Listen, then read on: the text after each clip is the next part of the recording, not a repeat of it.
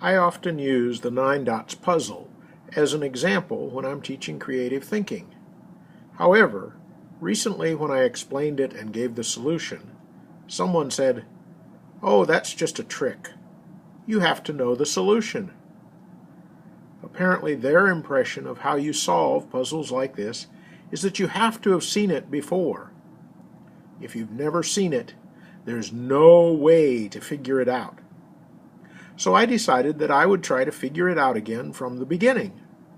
Admittedly, it is difficult for me to do it completely fairly because I do know the solution.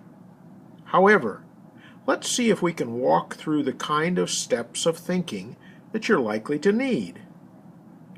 First of all, we need to put together the 9 dots. 3 rows, 3 columns, 3 dots in each. I did it in PowerPoint, so it's really easy for me. Now the problem is, how can you connect all 9 dots with 4 lines that you draw without picking up your pencil?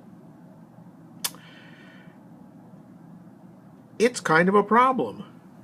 Probably the first thought is just 4 connected lines.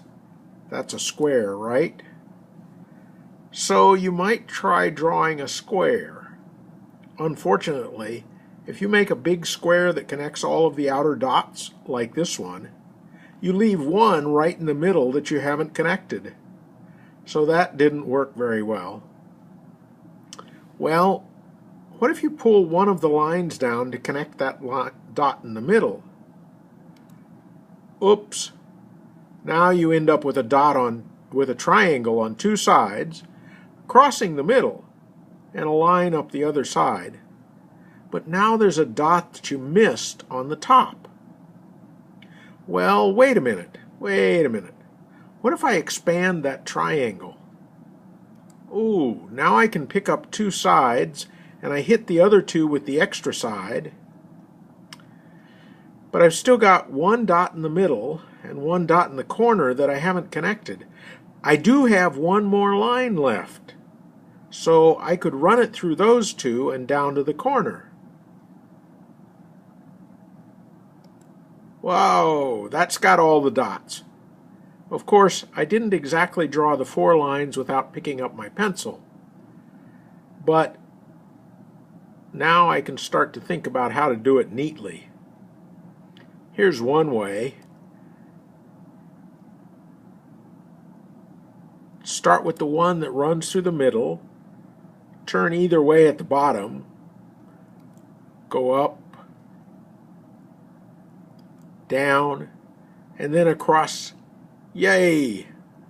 I connected up, I drew them all in sequence, and I got all of the dots. Or you could also try the other way.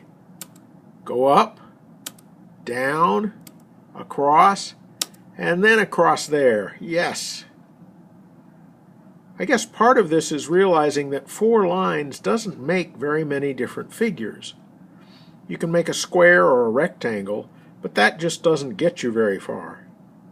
3 of the lines makes a triangle, and you can drop the triangle onto the 9 dots several different ways. That leaves you with 1 extra line to play with. 2 lines, well, especially connected, that just makes an angle. Admittedly, you can drop those on the 9 dots a few different ways, but it doesn't get you very far. Anyway, yes, for creative thinking, this puzzle does remind us to think outside the box. Go outside the boundaries. But it isn't cheating, really. You don't have to know the answer. You just have to keep looking a little bit further than usual.